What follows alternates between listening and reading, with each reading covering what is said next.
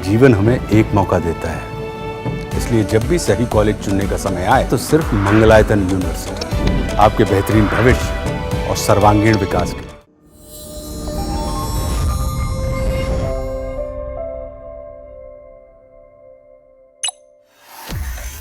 15 अगस्त को अलास्का में राष्ट्रपति पुतिन और राष्ट्रपति ट्रंप के बीच होने वाली मुलाकात से क्या रूस और यूक्रेन के बीच चल रहा युद्ध का समाधान निकलेगा, यह सवाल सबसे बड़ा बना हुआ है। लेकिन अब इस बातचीत से पहले, इस मुलाकात से पहले यूरोप एक साथ होकर ट्रंप के खिलाफ खड़ा होता हुआ नजर आ रहा है और ट्रंप को चेतावनी दे रहा है कि इस युद्ध का समाधान यूक्रेन के बिना नहीं निकल सकता है। दरअसल यूरोप को यह डर है कि कहीं ट्रंप और पुतिन आपस में मुलाकात करके, बातचीत करके कोई ऐसी सहमति न बना लें जिससे यूक्रेन के लिए एक बहुत बड़ा संकट हमेशा के लिए खड़ा हो जाए। अब इसीलिए एक प्रस्ताव जो है वो ईयू ने पास किया है, जिसमें एक तरीके से ट्रंप को चेताया भी गया है, चेतावनी भी दी गई है और यूरोप के नेताओं ने यह कह दिया है कि यूक्रेन के लोगों को अपना भविष्य तय करने का पूरा अधिकार होना चाहिए, पूरी आजादी होनी चाहिए।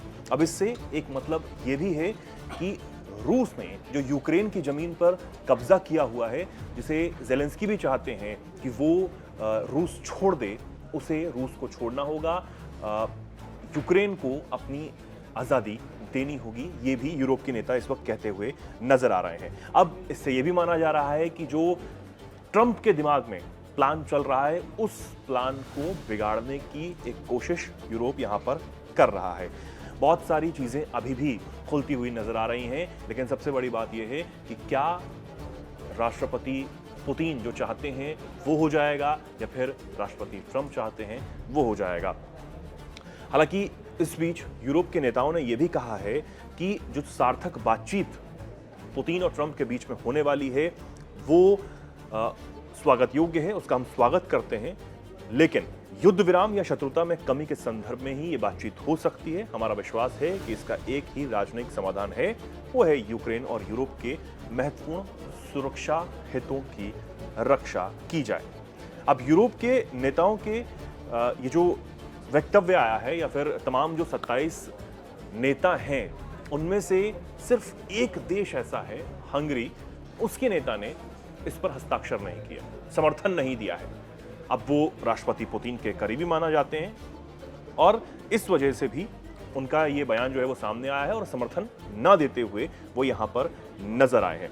दरअसल खबर ये भी है कि जमीनों की अदला बदली पर भी इस अलास्का में होने वाली मुलाकात में बातचीत हो सकती है और अगर ऐसा होता है तो यूक्रेन का वहां पर रहना बहुत ज्यादा जरूरी हो जाता है, यानी कि राष्ट्रपति ज़ेलेंस्की का रहना बहुत ज्यादा जरूरी हो जाता है, क्योंकि अभी तक ये भी साफ नहीं है कि पुतिन ट्रंप के अलावा क्या राष्ट्रपति ज़ेलेंस्की भी इस मुलाकात में शामिल होने जा रहे हैं। ये भी अभी भी एक बहुत बड़ा संशय बना हुआ है। पुतिन और ट्रंप की जो बातचीत होने वाली है उससे यूक्रेन इसलिए बहुत ज्यादा चिंतित है। उन्हें डर है कि ट्रंप के साथ बातचीत में पुतिन अपने लिए कई रियायतें जो हैं वो ट्रंप से मांग सकते हैं, जिन शर्तों पर उन्होंने इस युद्ध को बंद न करना चाहा, वो कहीं ना कहीं शर्तें ट्रंप से मनवा सकते हैं।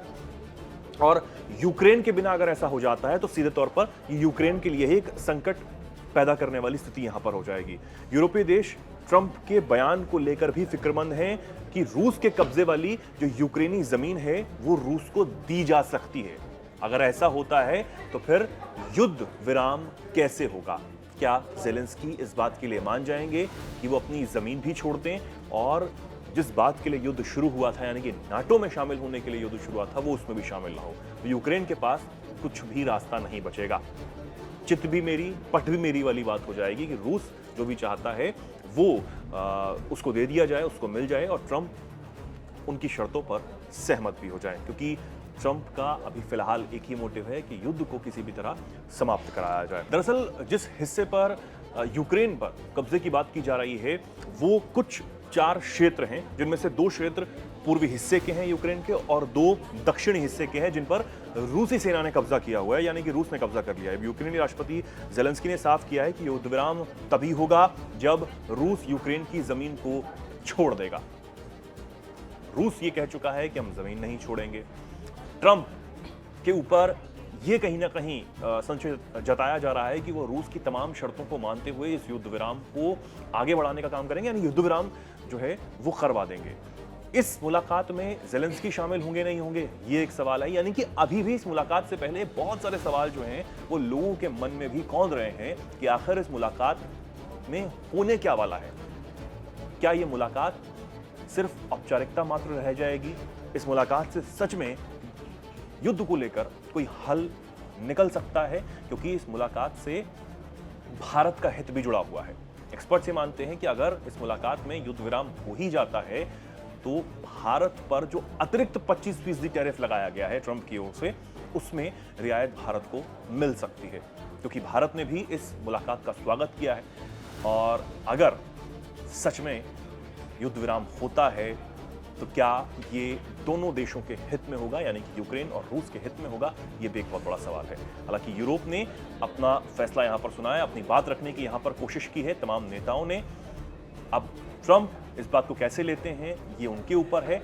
और ट्रंप ने इस बात को भी कहा था कि वो इस मुलाकात से पहले एक मीटिंग यहाँ पर करेंगे, ऑनलाइन मीटिंग करेंगे, और उसमें तमाम जो यूरोप के नेता हैं उनसे बातचीत करने की कोशिश करेंगे, उनसे उनका पक्ष जानने की कोशिश करेंगे।